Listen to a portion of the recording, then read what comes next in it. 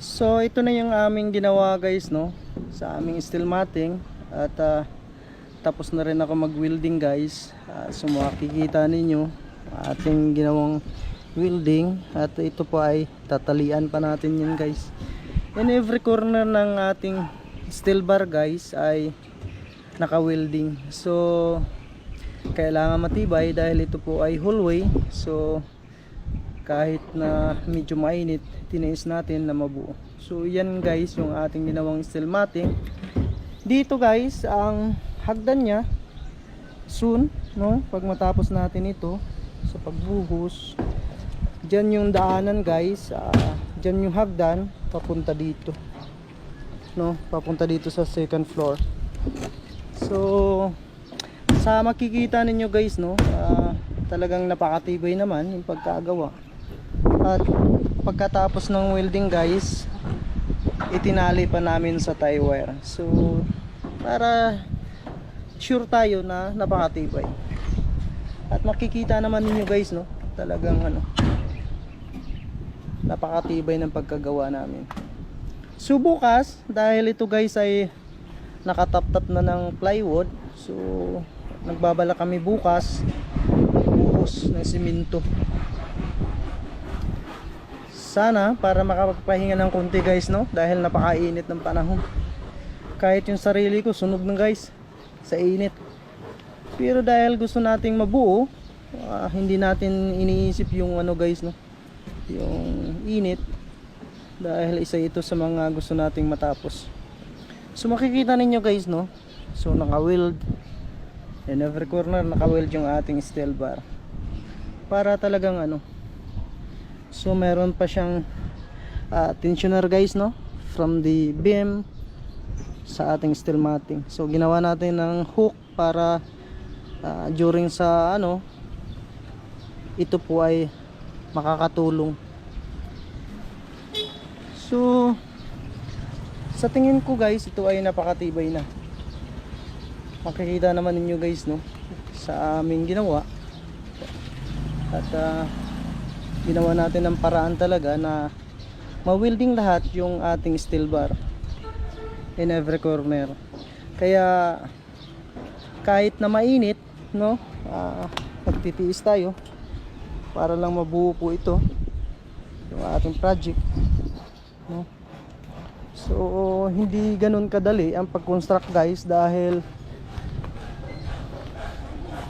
medyo mabigat ang pag-construction worker.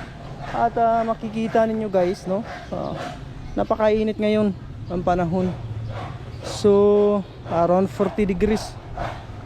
So napakahirap. So yan guys, no, yung aming bubuhusan bukas. So siguro at sure naman ako na ready na ito at matibay yung pagkagawa.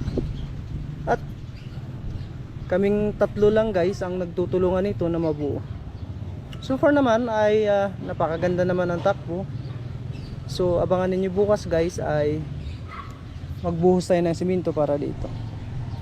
Isa ito sa mga dream natin guys, no, sa ating buhay na mabuo. So malawak-lawak pa ang ating tatrabahuin hanggang dito pa. So sa sinabi ko doon sa una, meron pang nasa harap guys. So malaki-laking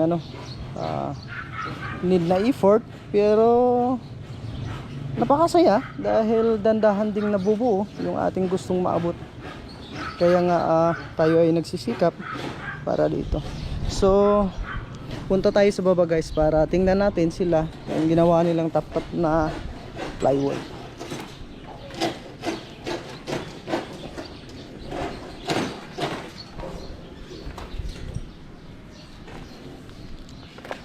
So dito guys, dito tayo mag-uumpisa magbuhos bukas, no.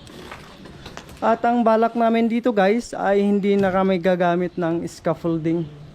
Mag-try kami gawa ng paraan hanging type. So sana uobra dahil medyo napakamahal ng mga kahoy kung lagyan pa natin ng scaffolding. So susubukan natin na hindi gagamit ng scaffolding.